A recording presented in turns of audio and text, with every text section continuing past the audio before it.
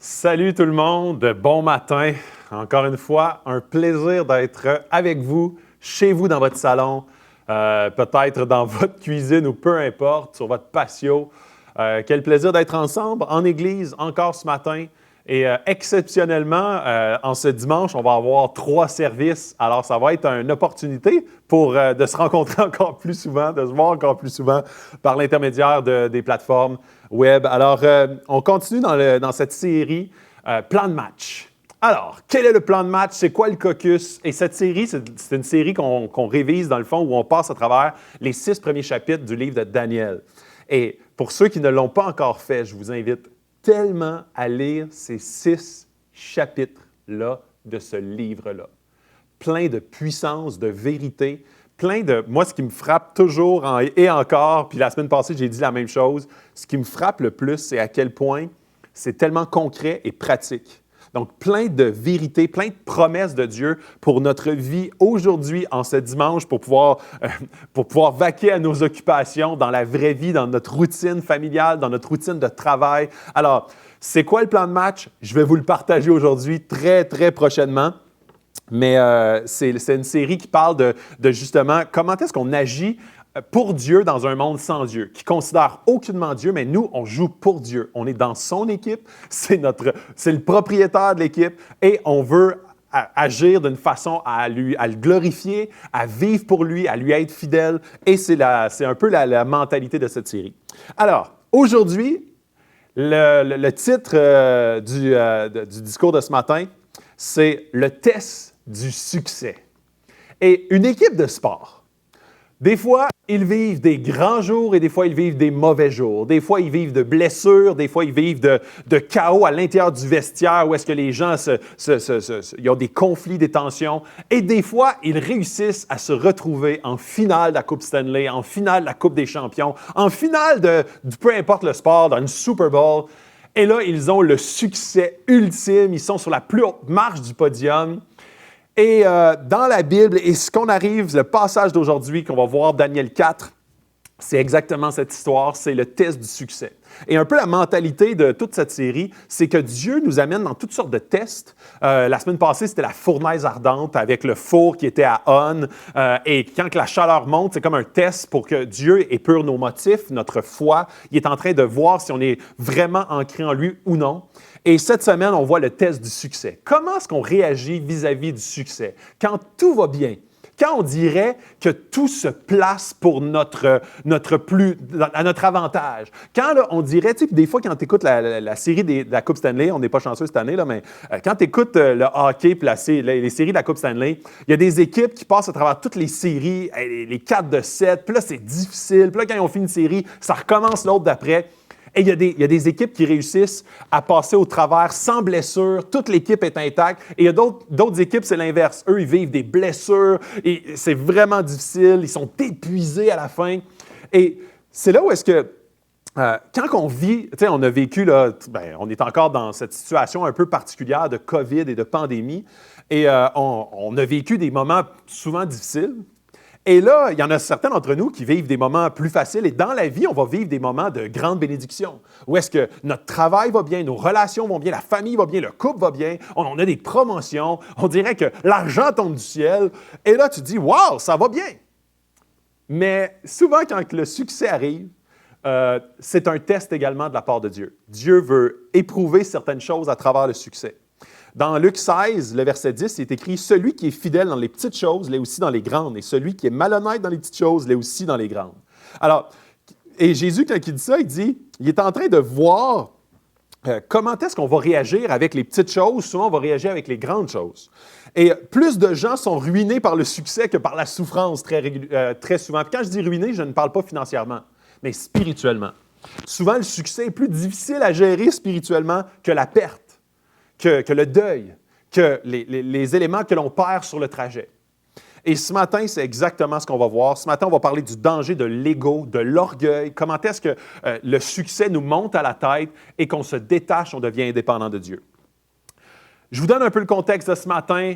Daniel 4, c'est l'histoire de Nabuchodonosor. On ne parle pas de Daniel dans ce chapitre-là. On ne parle pas des trois hommes de la semaine dernière, Shadrach, Meshach, Abednego. On parle de Nabuchodonosor et je l'ai surnommé affectueusement Nabu. Alors, Nabu est l'homme le plus à succès de toute la terre. Il est le plus riche, il a du pouvoir à pu finir. Il est le roi littéralement de la terre. Son père, Nabuchodonosor, a été le roi de Babylone. Donc, Nabuchodonosor est un général de l'armée de son père. Et il a combattu et vaincu les Assyriens, qui étaient les rois du monde. Il était comme, dans le fond, c'est lui qui a vaincu cette puissance presque toute seule avec son armée, mais il était à la tête de cette armée. Il a construit des villes extraordinaires. Même les jardins de Babylone sont considérés comme les 7 merveilles du monde antique. Alors ça, c'est Nabu. Nabu, il est au top de sa forme, au sommet du monde, mais il avait un problème, son ego et son orgueil. Alors, le chapitre 4 se passe lorsqu'il a environ 50 ans, donc une trentaine d'années après les autres histoires qu'on a vues la semaine dernière, la semaine d'avant.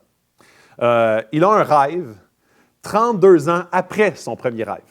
Alors, tu sais, Daniel, dans le premier chapitre, raconte le rêve de Nabuchodonosor. Et là, on voit encore une fois Daniel qui vient raconter le rêve de Nabuchodonosor. Et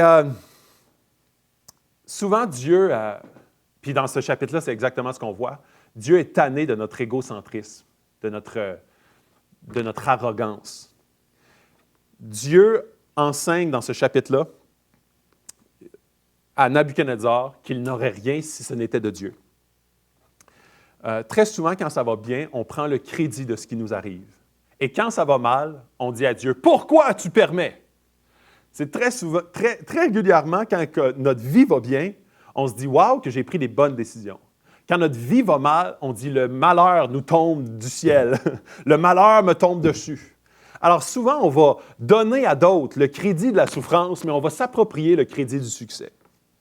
Et dans le fond, dans cette histoire, Nabuchodonosor est imbu de lui-même. Il est comme « Wow, quelle merveille j'ai accomplie! Je suis tellement le plus puissant du monde. » Et là, tout d'un coup, il perdra tout, son royaume, même son esprit. Ses ongles vont pousser, ses cheveux vont pousser, il va manger de l'herbe dans les champs.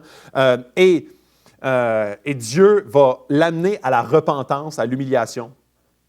Et éventuellement, il va rétablir son succès et le rétablir. Il a tout perdu. Il a tout perdu dans ce chapitre. Alors, c'est ce qu'on va voir. J'aimerais vous poser 3 questions en partant ce matin. Première question. Qu'est-ce qui apporte les gens dans le trouble lorsqu'ils vivent le succès? Ça va être ma première question. Quelles sont les étapes de rétablissement ou de guérison pour s'en sortir? Et ma troisième question, quelles sont les choses que je dois me souvenir de Dieu à travers le succès? Alors, ça va être les 3 points ce matin qu'on va voir. Qu'est-ce qui apporte les gens dans le trouble lorsqu'ils vivent le succès? Quelles sont les étapes de guérison et quelles sont les choses que je dois me souvenir de Dieu à travers le succès? Donc, qu'est-ce qui apporte les gens dans le trouble lorsqu'ils vivent le succès? Et quand je dis dans le trouble, ça peut être relationnellement, socialement, spirituellement, financièrement. Donc, le premier moment qu'on va voir, ça va être dans Daniel 4, le chapitre 4, le verset 4. Le premier élément, c'est on devient confortable et complaisant avec le succès. Et on le voit, Nabu dit « Moi, Nabu, je vivais tranquille dans ma maison et heureux dans mon palais. » La version message dit « Moi, Nabu, j'étais chez moi en train de me détendre dans mon palais sans souci du monde. » Ou on dit « sans préoccupation du monde. » Il est en train de s'asseoir sur son pouvoir et sur sa richesse. Et puis dans le fond, ça m'a un peu... on dirait que ça ne sonnait pas comme quelqu'un qui est en connexion avec Dieu. Dans ce début de phrase-là, je voyais quelqu'un de complaisant, de paresseux, qui dit « Wow, je peux bénéficier, je peux m'asseoir dans mon divan, l'argent rentre tout seul, je peux m'asseoir, profiter de la vie. » Et tu sais, très souvent dans notre vie contemporaine, on va vivre notre vie pour être enfin libéré à notre retraite. On va comme accumuler des sous pour dire « Ah, à la retraite, je vais avoir un gros Winnebago, je vais faire le tour du monde, puis je vais vivre la vraie vie enfin. M'asseoir et être complaisant. » Et là, je prends l'exemple de la retraite. Mais très souvent, on va voir aussi des exemples où est-ce que les gens aspirent à avoir une autonomie financière pour enfin pouvoir s'asseoir et ne plus travailler, ne plus mettre d'efforts, ne plus se challenger. Et on voit Nabu ici qui s'assoit chez lui pour se détendre sans souci du monde. Il n'y a plus rien d'important. Ce qui est important, c'est de vivre le moment présent. Et ça ne sonne pas comme quelqu'un qui est en connexion intime avec Dieu. Ça ne sonne pas comme quelqu'un qui dit « c'est pas facile, mais je veux rester en relation avec Dieu. Je veux chercher ta face. Ça va super bien, mais Dieu, je veux que tu m'enseignes à travers le succès ou la souffrance, je veux que tu m'enseignes. » Et je veux te demander la question, est-ce que tu pries plus lorsque tu es en peine ou lorsque tu as du plaisir? Est-ce que tu connectes plus avec Dieu avec la souffrance ou sans la souffrance, ou dans la souffrance ou dans le succès? Très souvent, le succès nous apporte à être indépendants de Dieu. La souffrance, souvent, on est comme « Dieu, aide-moi! » Ça nous amène à crier à Dieu. Et on voit un Nabuchodonosor qui s'assoit sur ses lauriers. Il s'assoit, puis il est comme « J'ai pas besoin de Dieu », puis vous allez le voir tantôt. Et il oublie complètement d'où il est passé, qu'est-ce que Dieu lui a appris dans le passé. Et très souvent, c'est un peu le même principe. Le bon temps ou le succès nous apporte parfois à oublier d'où on vient et à qui on appartient. Dans le verset 27, le roi prit la parole et s'exclama. « N'est-ce pas Babylone la grande, celle que moi-même j'ai construite pour en faire la résidence royale, par la puissance de ma force et pour la gloire de ma majesté? » Et c'est drôle parce que dans une autre version, il dit « il se dit à lui-même » ou « il se parle à lui-même ». Et c'est vraiment, tu sais, c'est le summum de l'ego. Il est en train de marcher tout seul. Là. Il n'y a pas de pitch de vente à faire à personne. Il est en train de marcher dans son palais et se dire à lui-même comment il est bon. Il est en train de dire « Wow, que c'est beau, qu'est-ce que j'ai fait de ma propre force, de mon pouvoir, et ma gloire et ma majesté est tellement extraordinaire. » Et il y a une image que je trouvais intéressante, celle de la baleine. La baleine qui, lorsqu'elle arrive au sommet et elle s'apprête à contempler le paysage et prendre une bonne bouffée d'air, le harpon lui plante dans le dos. Et c'est un peu ce qui s'apprête à arriver à Nabu.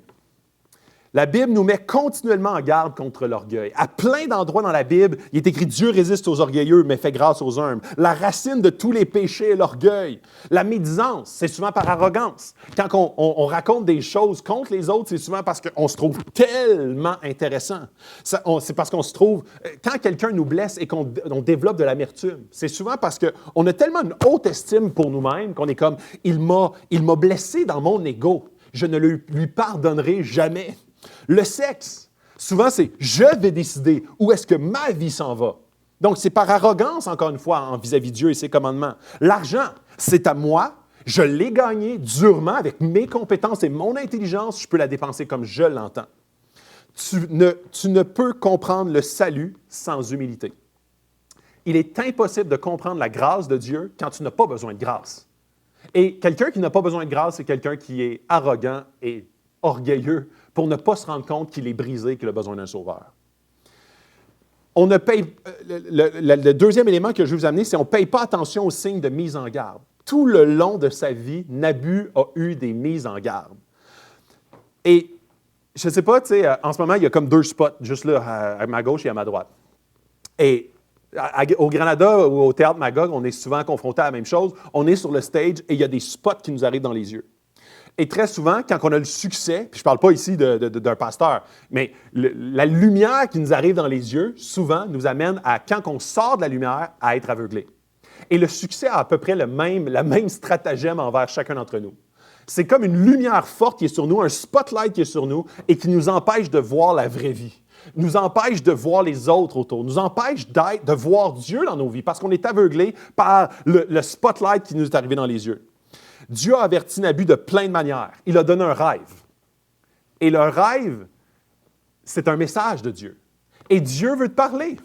Dieu peut te communiquer en rêve, il peut te communiquer à travers sa parole, il peut te communiquer à travers son esprit, il peut te communiquer à travers d'autres chrétiens qui te disent des choses, il peut te communiquer à travers des circonstances de la vie, à travers sa nature, à travers des gens qui ne connaissent même pas Dieu.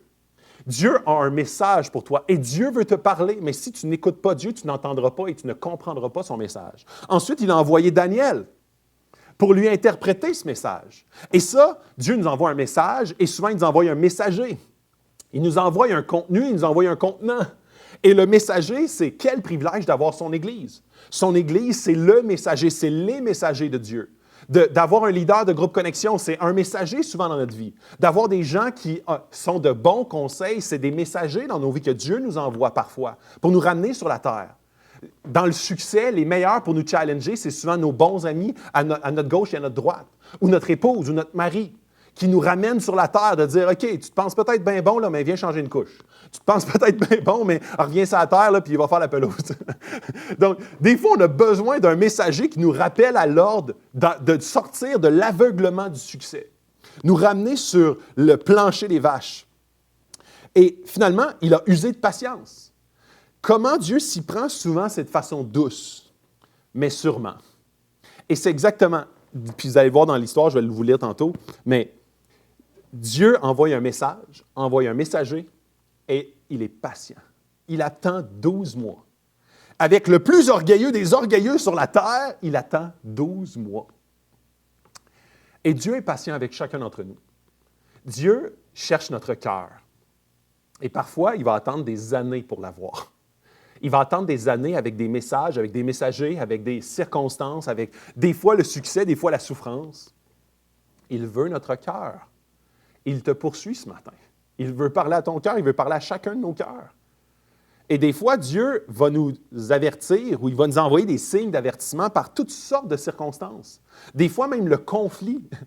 Des fois, le conflit avec des gens va être un signe que Dieu veut parler à nos cœurs. Des fois, même le chaos ou les difficultés ou la confusion ou les pensées ou des rêves que Dieu nous envoie. Des fois, tu as de la misère à dormir, Dieu veut te parler. Des fois, c'est la parole de Dieu. Tu rouvres la parole de Dieu et tu dis « Wow, ce verset-là, c'est tellement pour moi en ce moment. » Des fois, c'est même des sentiments, des impressions. Dieu veut parler à son peuple. Dieu envoie des messages, Dieu envoie des messagers. Dieu est patient, il poursuit ton cœur. Et là, on arrive au verset 24. « C'est pourquoi, roi, veille écouter mon conseil. Mets un terme à tes péchés en pratiquant la justice, à tes fautes en faisant grâce aux plus humbles, et ton bonheur pourra se prolonger. » Alors, ça ici, c'est comment est-ce qu'on fait pour éviter que Dieu nous rappelle à l'ordre. Et Dieu dit exactement dans le passage ici comment y parvenir. Repens-toi et change de comportement. Change ta manière de penser. Et la repentance, ça veut dire, c'est le mot grec est métanoïa. Méta veut dire changement, noia veut dire esprit. Changement d'esprit, changement d'attitude qui conduit à un nouveau comportement. Et ça m'a frappé en étudiant ce passage-là, et c'était la première fois que je réalisais ça. L'humilité est un choix. Saviez-vous que jamais dans la Bible, il est écrit une prière qui demande à Dieu de nous rendre humbles? Ça m'a beaucoup frappé parce que j'avais vraiment l'impression, et j'ai souvent prié ça, Dieu rend-nous humbles. Et je ne m'avais jamais rendu compte que dans la Bible, il y a toutes sortes d'éléments et l'humilité est partout. Partout, partout. Des fois, c'est un commandement, comme dans Jacques 4, 10. « Soyez humbles » ou dans 1 Pierre 5, 6. « Humilie-toi et Dieu t'élèvera ». C'est un commandement. Des fois, c'est un résultat. Dans Proverbe 11, 2. « Quand vient l'orgueil, vient aussi le mépris, mais la sagesse est avec les humbles. » Donc, c'est un résultat. Dieu fait grâce aux humbles, mais résiste aux orgueilleux, c'est un résultat. Ou des fois, c'est une définition. L'humilité est la crainte de l'Éternel. Donc, je vous le dis, la Bible est remplie de messages par rapport à l'orgueil et l'humilité. Mais jamais c'est une demande à Dieu de nous rendre humbles. Dieu nous humilie parce qu'on décide volontairement d'ignorer l'orgueil qui est dans notre vie. Dieu nous amène à l'humilité, de gré ou de force, mais il nous commande premièrement d'être humble. Et j'aime bien une parole de Tim Keller qui dit comme mets ta vie en action et par la suite, ton bon vouloir va suivre par la suite. Il est en train de dire comme quand Dieu te commande quelque chose, fais comme si, passe à l'action. Tu sais, quand tu dis comme vois les autres comme au-dessus de toi, c'est un commandement. C'est pas comme je ne le file pas encore, mais il me semble que je me sens meilleur qu'eux. C'est de valoriser, d'honorer les autres, d'encourager, d'élever les autres, de les remercier, de les glorifier littéralement. Ça, c'est un commandement que tu es en train d'obéir pour te rendre humble. Et L'orgueil, c'est lorsque je prends le crédit pour ce que Dieu fait avec moi et à travers moi. Donc, l'orgueil, c'est de voler la gloire à Dieu. Puis dans le fond, l'orgueil vient du terme gloire. C'est de s'approprier la gloire d'un autre. Toute gloire revient à l'Éternel. Pour les succès, si j'ai un succès incroyable, la gloire revient à l'Éternel de ce qu'il fait par et pour et à travers moi. Le succès, la gloire revient à l'Éternel. L'humilité n'est pas de se diminuer, de se rabaisser, mais de diminuer le nombre de fois que tu penses à toi. Je suis rien versus je vaux infiniment, beaucoup, mais je suis brisé, j'ai besoin de Dieu. J'ai une préciosité. Ma valeur est inestimable parce que Jésus est mort pour moi. Mais en même temps, j'ai besoin de ce sauveur-là parce que sans lui, je ne vaux rien. Donc, j'ai une valeur inestimable, mais je suis brisé et j'ai besoin d'une rédemption. C'est ça l'humilité. La fausse humilité, c'est de dire je ne vaux rien, je suis rien, j'ai aucune valeur à ses yeux. Et ça, ce n'est pas l'Évangile. Commence à démontrer de la grâce aux humbles. Et dans le texte, je vous le relis, il est écrit « C'est pourquoi, roi, veuille écouter mon conseil. Mets un terme à tes péchés en pratiquant la justice. À tes fautes en faisant grâce aux plus humbles et ton bonheur pourra se prolonger. » Ici, Dieu est en train de lui dire « Tu vas être plus humble en accordant plus de regard, d'attention aux gens qui sont en dessus de toi, au-dessous de toi, les plus humbles. » Et il est en train de dire, enlève le focus sur toi-même. Il est en train d'encourager Nabuchodonosor à enlever le focus de son nombril. Il se promène dans son palais et il dit, « Quelle gloire! Comment est-ce que je suis puissant? Comment est-ce que je suis merveilleux? » Et Dieu lui dit, « OK, tu dois absolument aller en thérapie fermée, intensive d'humilité. Et pour cela, tu dois te rapprocher des oppressés, des faibles, des plus humbles. Tu dois t'asseoir avec les démunis. Tu dois aller avec... Parce que là, tu es vraiment sur un nuage, tu es complètement aveuglé par ton orgueil et tu ne peux littéralement pas être utilisé parce que tu es aveuglé par ton orgueil. Dieu résiste aux humbles, mais fait grâce aux... Dieu résiste aux orgueilleux, mais fait grâce aux humbles. Puis, tu sais, je fais une petite aparté ici.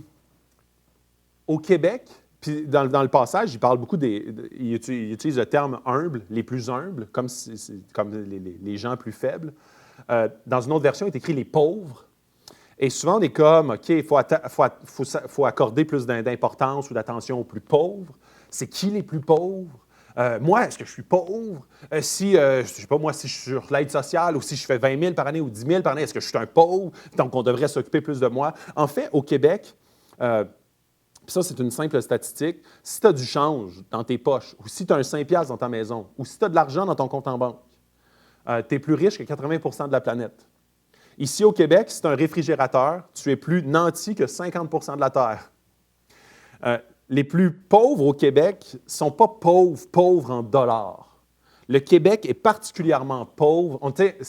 Les plus pauvres au Québec ont une télévision, un frigidaire, ont un cellulaire, une carte d'assurance maladie. Mais le Québec est particulièrement pauvre spirituellement. Le Québec est une nation, une des plus pauvres spirituellement sur la terre. Et moi, ça me fait beaucoup de peine parce que je vois à quel point notre nation a décidé volontairement de se faire leur propre Dieu. Au Québec, on a plusieurs personnes qui sont aveuglées par notre orgueil. On se promène dans notre Québec en disant « Wow, qu'on est bon sur cette terre! » Et on doit reconnaître notre pauvreté spirituelle. Jésus dit sur le Sermon sur la montagne, « Heureux les pauvres, ceux qui se reconnaissent pauvres en esprit, pauvres, qui reconnaissent leur pauvreté spirituelle. Le royaume des cieux est à eux. » Le Québec se sent tellement bon, se sent tellement moral, se sent tellement des bonnes personnes qu'ils ont décidé de rejeter Dieu.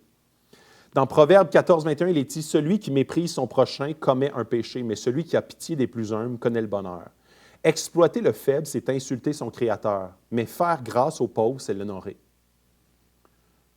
Le Proverbe 29, 14 dit « Un roi qui juge les faibles en toute vérité aura son trône affermi pour toujours. » Notre niveau de compassion est proportionnel souvent à notre humilité.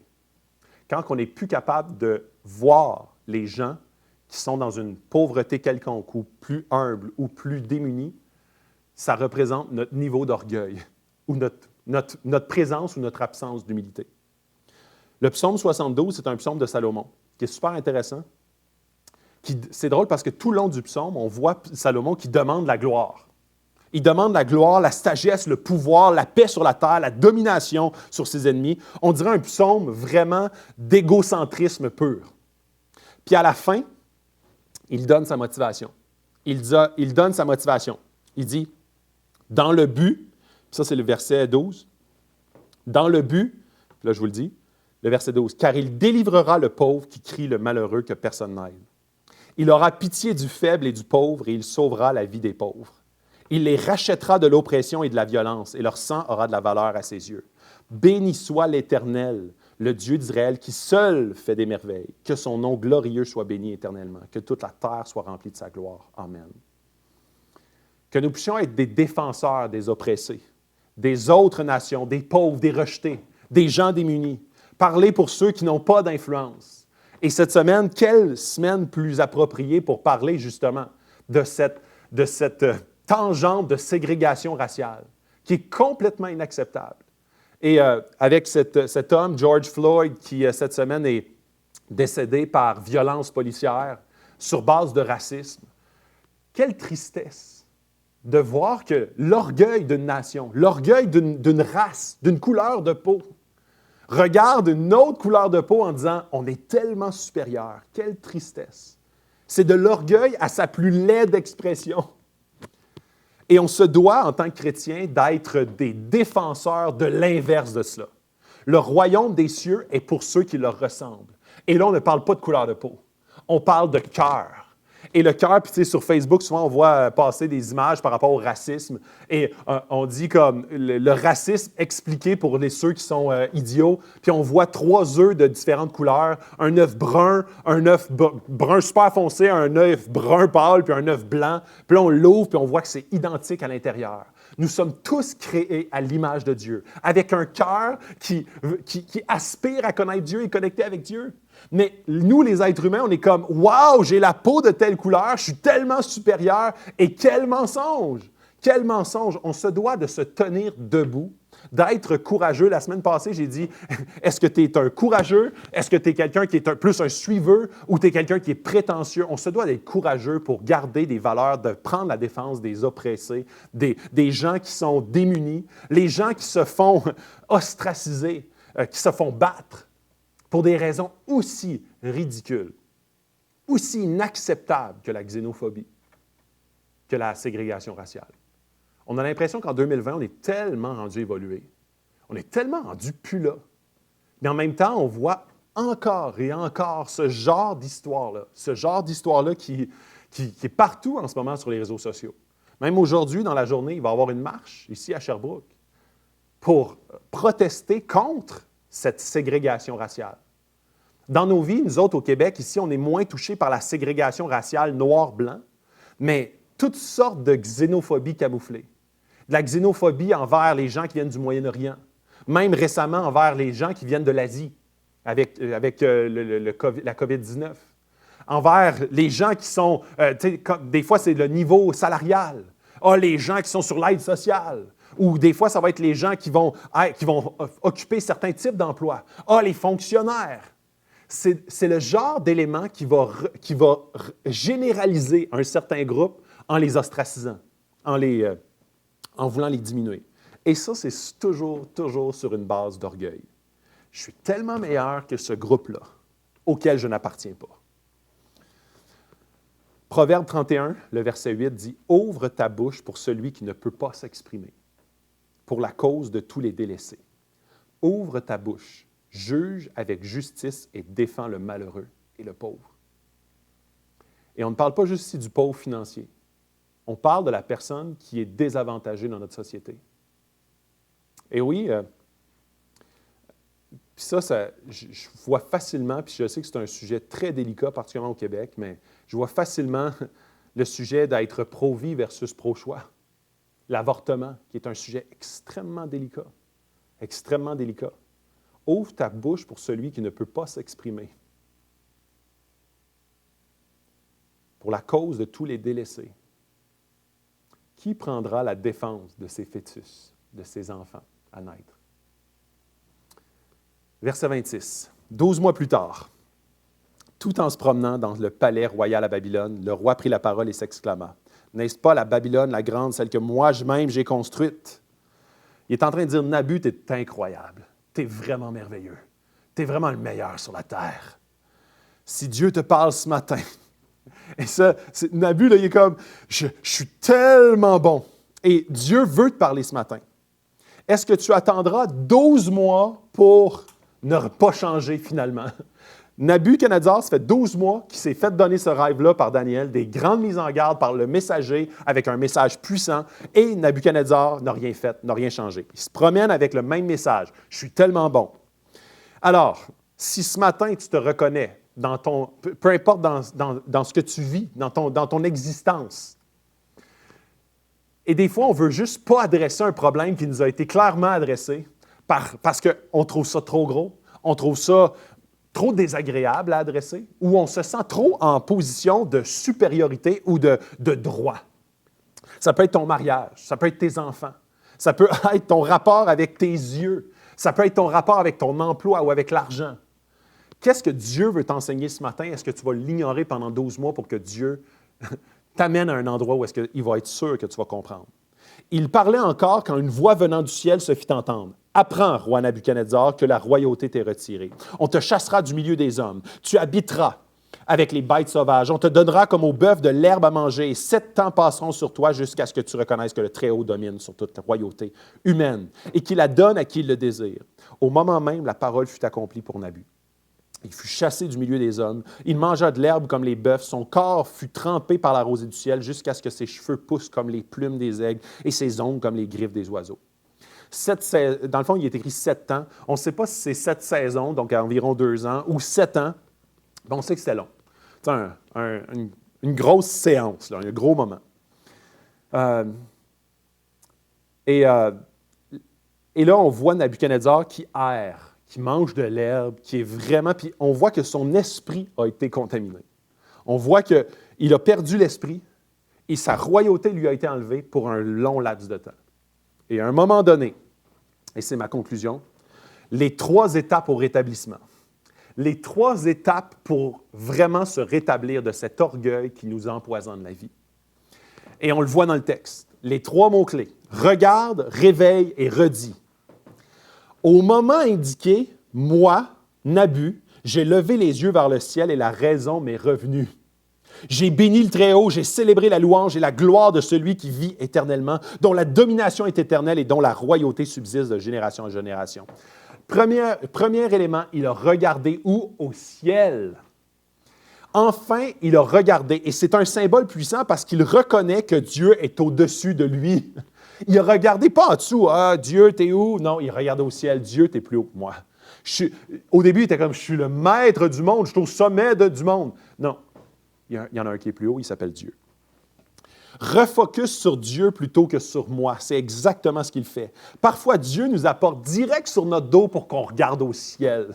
Puis des fois, ça te prend ça. Ça te prend de manger de l'herbe pour que Dieu puisse t'amener à regarder au ciel. À ce moment-là, verset 34, la raison m'est revenue. Maintenant, moi, Nabu, je célèbre la louange, la grandeur, la gloire du roi du ciel. Tous ses actes sont vrais, ses voies sont justes et il peut abaisser ceux qui marchent dans l'orgueil. Alors, deuxième point, réveille. Réveille. Tu peux rester endormi à manger de l'herbe dans les champs pendant plusieurs années. Dieu t'appelle à te réveiller. S'éveiller enfin à la grâce de Dieu. Nos yeux se retirent de moi, de mon nombril et s'orientent sur Dieu, sur sa personne. Mon adoration commence à émaner vers lui. Regardez, c'est exactement la grandeur et la gloire du roi du ciel. Tous ses actes sont vrais. Il commence à proclamer les louanges. Des fois, ton âme, ta bouche ne le sent pas, mais ton âme soupire à adorer Dieu. Mon âme bénit l'Éternel, bénit l'Éternel. C'est exactement ce que Nabu fait. Remplacer l'orgueil en moi par l'adoration de Dieu mène à la rédemption. Donc, de se focusser sur Dieu, d'adorer Dieu, mène mon orgueil à diminuer et mène à la guérison de cet orgueil-là. Donc, une des façons d'obéir au commandement de Dieu qui dit « Sois humble », c'est de commencer à l'adorer. de remettre la gloire à quelqu'un d'autre. L'orgueil, c'est de prendre la gloire de Dieu. En fait, le contraire de l'orgueil, c'est redonner la gloire de Dieu, et ça, c'est par la louange et l'adoration. À chaque fois qu'il se passe de grandes choses, est-ce que la gloire te reviendra ou reviendra à Dieu? Et il y a un passage tellement puissant dans Deutéronome, le chapitre 8, le verset 2. Et c'est tellement pour le peuple de Dieu, ça. Et écoutez bien cela, OK? Je termine avec ça. C'est Moïse qui parle au peuple, juste avant qu'il rentre dans le pays promis. « Souviens-toi de tout le chemin que l'Éternel, ton Dieu, t'a fait faire pendant ces 40 années dans le désert. Il voulait t'humilier et te mettre à l'épreuve pour connaître les dispositions de ton cœur et savoir si tu respecterais ou non ses commandements.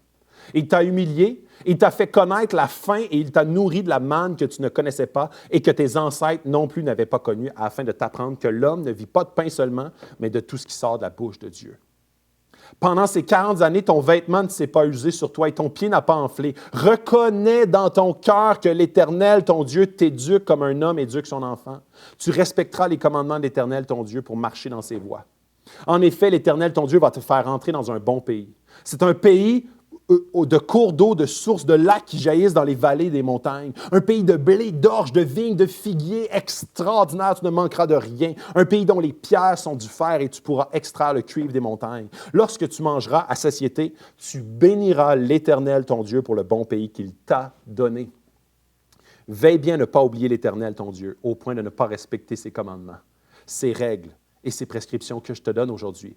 Lorsque tu mangeras, lorsque tu construiras et habiteras de belles maisons, lorsque tu verras de gros et de petits bétails se multiplier, ton argent et ton or augmenter, et tout ce qui est à toi se développer, attention!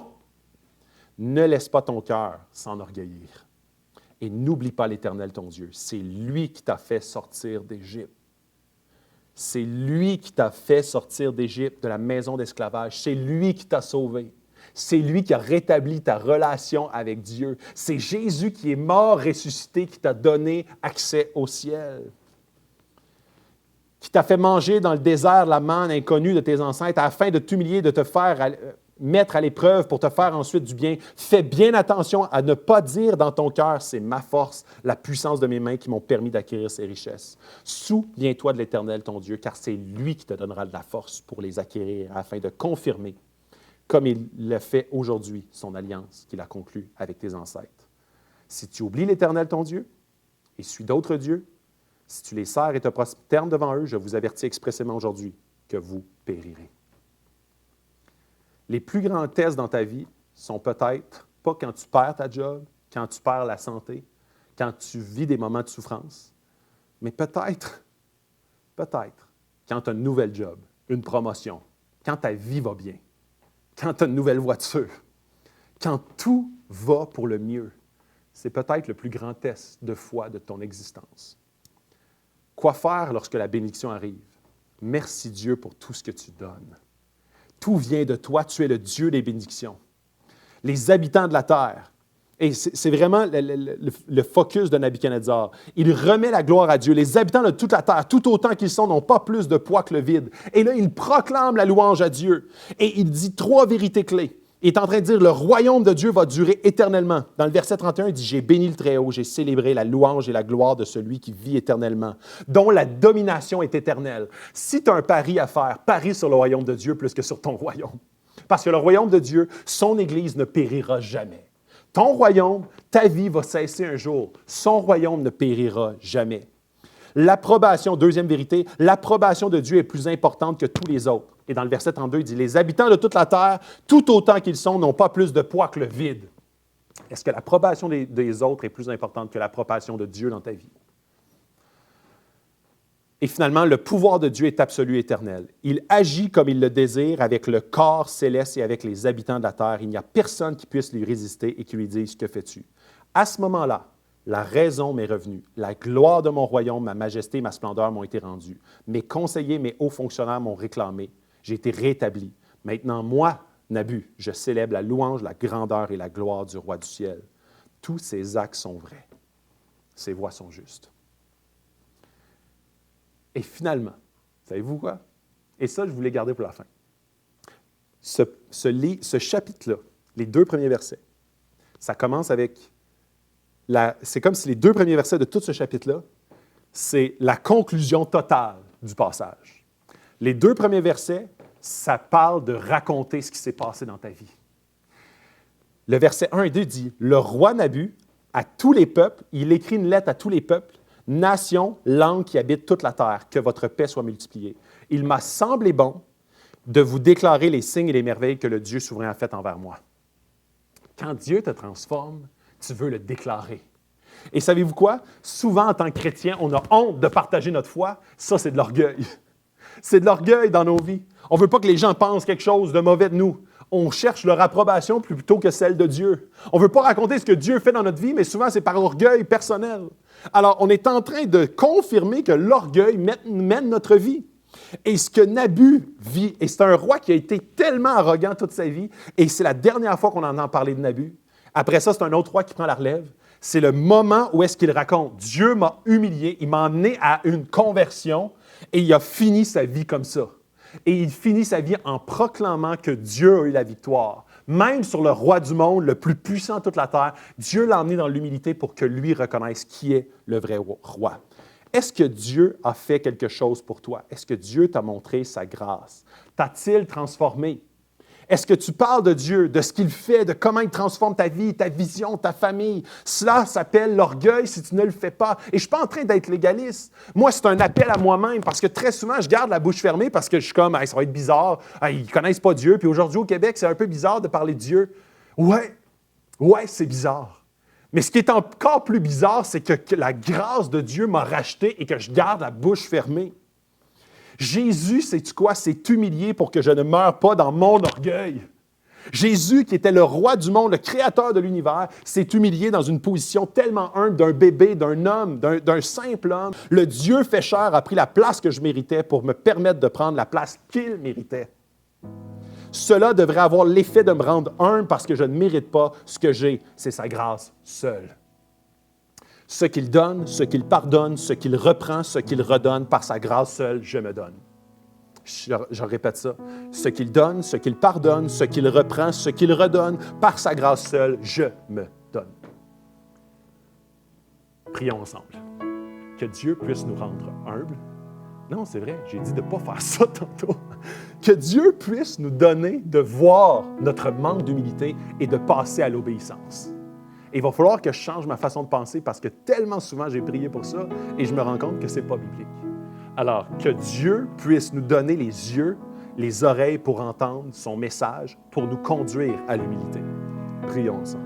Dieu, ouvre nos yeux, ouvre nos oreilles, qu'on puisse entendre ton message, qu'on puisse écouter le messager que tu vas utiliser. Et Dieu, on veut devenir plus humble. Donc, conduis-nous à l'obéissance, qu'on puisse voir dans quelle sphère de nos vies on est orgueilleux. On se regarde et on se trouve bon. On s'accorde la gloire qui te revient entièrement. Dieu, merci pour ta grâce, pour ton amour infini. Merci que tu as déversé sur nous cette grâce qui nous permet d'avoir accès à toi, accès au ciel, accès, Seigneur, à des bénédictions spirituelles, des bénédictions. Tu veux, Seigneur, ouvrir les écluses des cieux. Dieu, ne permets pas que notre orgueil nous amène à notre perte, que notre orgueil nous amène à vouloir s'approprier la gloire qui te revient à toi seul, dans le nom de ton Fils compris, pour ta gloire. Amen. C'est un plaisir d'être avec vous ce matin, qu'on puisse prendre un temps de louange pour fixer nos regards sur Dieu, qu'on puisse fixer nos regards sur le Dieu 3 fois saint pour, justement, accorder la gloire à qui de droit. Bon matin tout le monde.